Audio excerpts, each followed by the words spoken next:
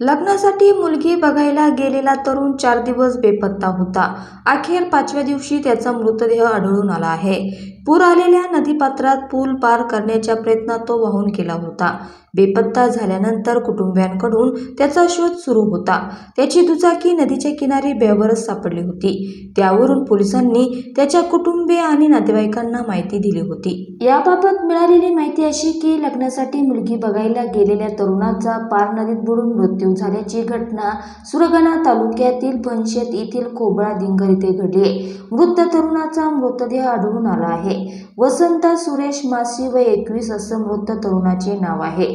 खोबळा दिंगर तालुका सुरगाणा येथील वसंत हा पार नदीच्या पलीकडे जवळच असलेला केळदा येथे मुलगी बघण्यासाठी बुधवारी निघाला होता।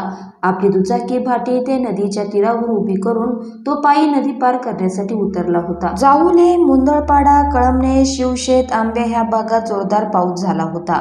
त्यामुळे पार नदीला पूर आलेला होता। याच पुराच्या पाण्यातून वसंत निघाला असता नदीच्या पात्रात पडल्याने तो पुराच्या पाण्यात वाहून गेला।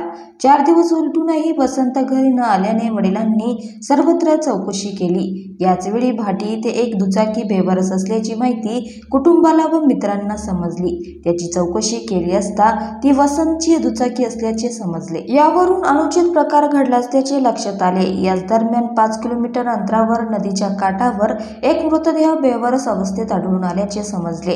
कुटुंबियांनी मृतदेहाची पाहणी केली असता तो वसंत असल्याचे कळाले।